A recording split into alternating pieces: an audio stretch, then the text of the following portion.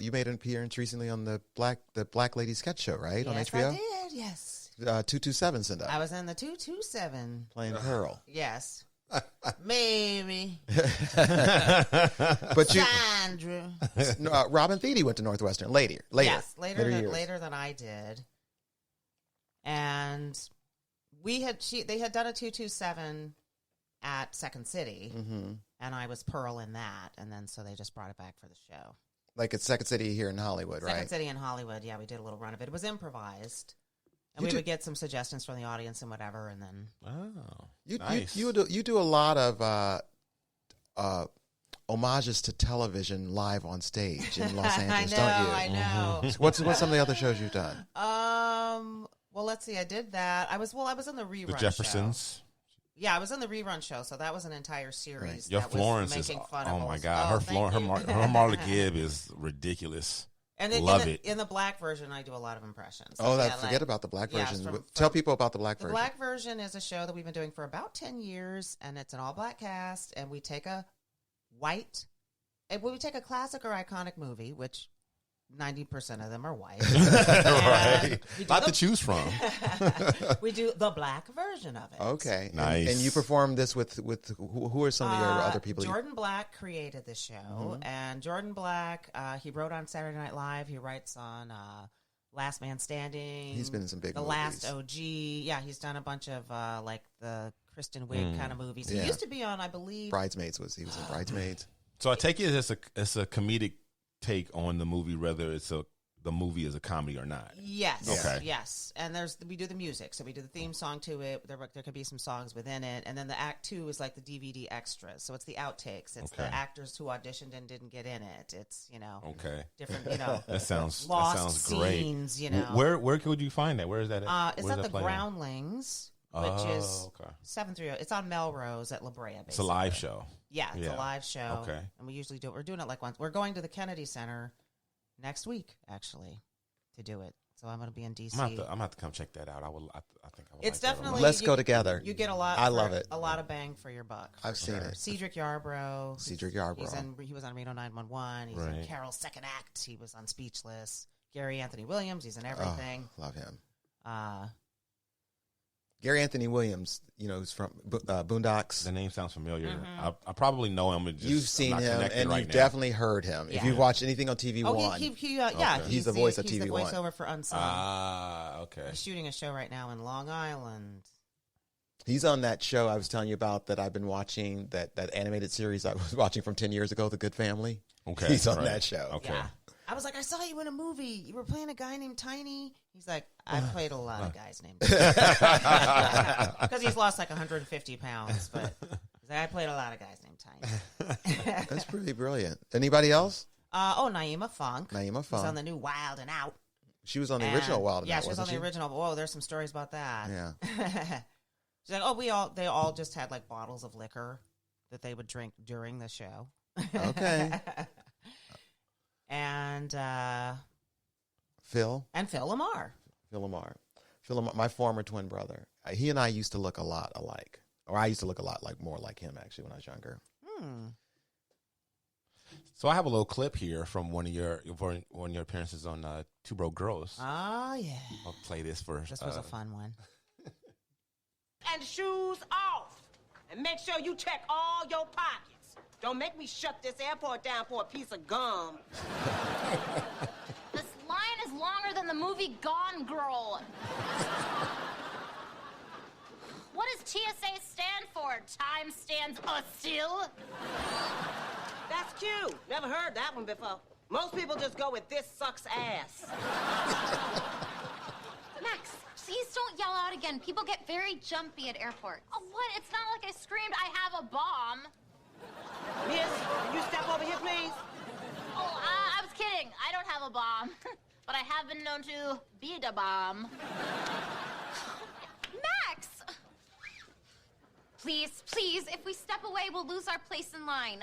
I know it sounds like we're here to blow up a plane, but we're really just here to stop an underage kid she had sex with from leaving the country. So I should just come over there now. Yep.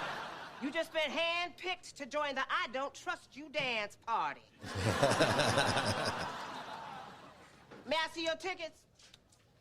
Nice day. I like your hair. Thanks. We're allowed to be creative from the neck up.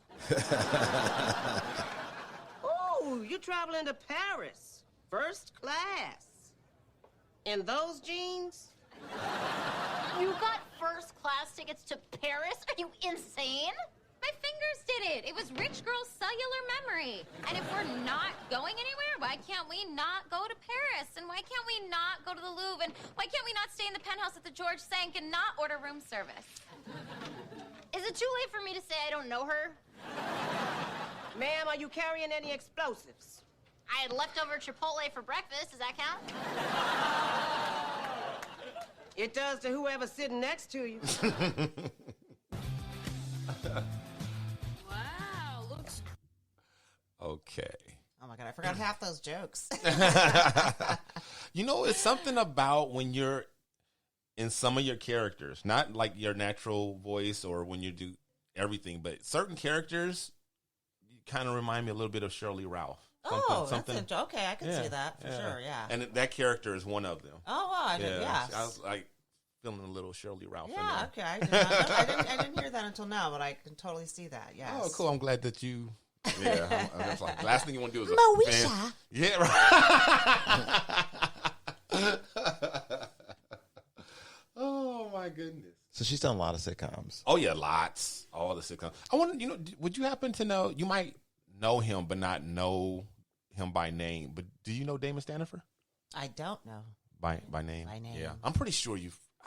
I'm pretty sure... I'm going to have to ask him if he's run into you before. Damon is a former co-host of this show. Oh, okay. Actually. Yeah, and when one of my best friends, godfather to my child, and all that. I remember the name. And he's been doing lots of stand-up, plus working, too, as an actor.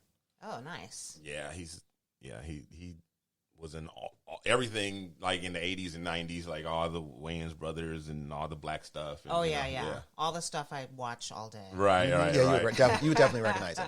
Yeah. Oh, I love watching old sitcoms. He still gets a lot of recognition from his Martin episode. Mm-hmm. Some of his Martin episodes.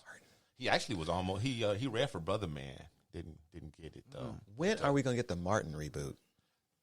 I don't think we're gonna get a Martin reboot, and I think I'm okay with it. I love Martin. I love Martin too, but some things I'm okay with. It was there and it's ran its course and it's over, and I'm okay with it being over. I always liked when he was the characters. I did. That's why that was my favorite part. Me about too. It, more so than whatever, like him yelling at Gina. But that's how I felt about Coming to America. I didn't care about the friggin' Lisa. I loved all the characters. I swear to God, there's a light-skinned Shanae that works somewhere by us, Pip.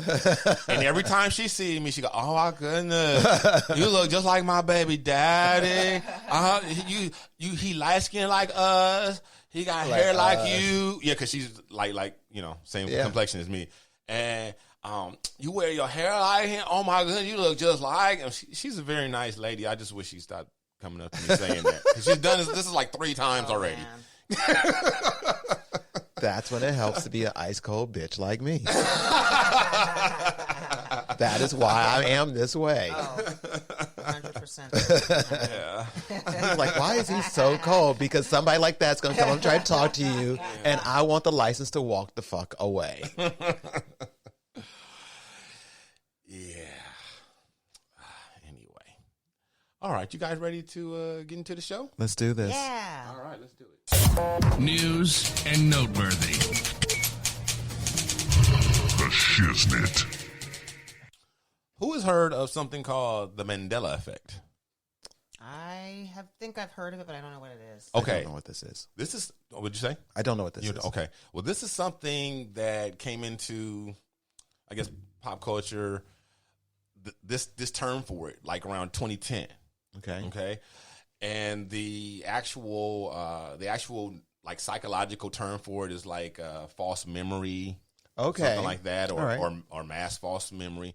And the reason why it's called the Mandela effect is because Nelson Mandela did not pass until 2013. Oh, I have heard of this. But there was this huge phenomenon on the internet back in like around 2010, 2009, and around that time, where there's a huge amount of people who thought they have these memories of Nelson Mandela passing in jail in the 80s. They swear they've read it in books, seen, things, multiple things on television and things like that. And like I said, there's this is a phenomenon in psychology that's been around forever, since Sigmund Freud. Sigmund Freud, studied this with some of his colleagues and whatnot. So it's been around forever. But there's a more science fiction twist on it nowadays. There's this thing that they call the multiverse. Some people believe in it, some people don't, where there's multiple universes that are very similar to ours with minor differences that run parallel to each other. And the theory is that sometimes we cross in and out of these unbeknownst to ourselves. They made a documentary about it called Spider-Man. Okay. Well, and it's not a documentary. And they actually, but it was a good movie. They actually made a movie called The Mandela Effect that came out last year. Oh, wow. Dealing with this. And, it's like a thriller. This guy's daughter gets trapped in one of the alternate universes, and he's trying to get her back. Well, first he has to remember her, and then I have these remnants and whatnot. So it's very interesting, very interesting. So I found out about this, and I went down into this rabbit hole, and I was like, okay, this could be some content. Unlike most of my rabbit holes, I was like, this could be entertaining. I even thought of a way to make a little game out of it. Okay. That's what your pad and pencils are there for. Okay. So I'm going to, some of these, I have a list of like 40 of them. And I will admit, most of these are very boring and just basically people who can't spell. You know what I mean? I'm like, that's not a Mandela effect. You just, motherfucker, you don't know how to spell. You know what I'm saying? That's not, but some of these are, there's a couple, especially one or two that really kind of got me. So kind of shook me a little bit. So we're going to play this game. Turn off the monitor, please, Pip, so that you guys can't see. And I'm going to go through these Mandela effects and see which ones that you guys, we're all a part of in the same universe or not. I've heard of this. They did a documentary on Netflix about like 9/11, and they were talking about the Mandela effect because there are a lot of people that misremember 9/11. Right. Another thing about 9/11, there's a lot of people who think that bin Laden was killed in 9/11 instead of like 2011, whenever it was. I think it was 2011. I think is when we got him. That's right. Obama got him. So you're right. Okay. So first up is question: Is there a peanut butter called Jiffy, Jif, both, or neither? Do we write these down and don't say them? No, just whatever your answer is. Okay. Is there a Jiffy? Is there a Jif? Is there both? Or is there neither in peanut butter? Okay. All right. Then Looney Tunes. Is Looney Tunes spelled, the tunes in Looney Tunes spelled Toons or Tunes? Toons or Tunes? Looney Tunes. Okay. Let's get that one. Okay. Curious George from the Curious George book series. Does he or does he not have a tail? Curious George. Does he or does he not have a tail? Yeah, we'll skip that one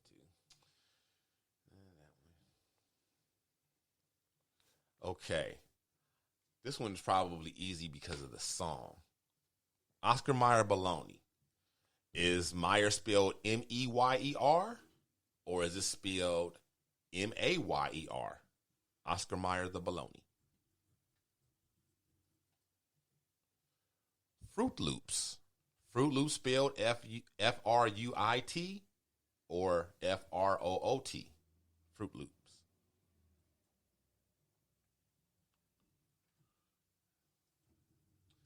Okay.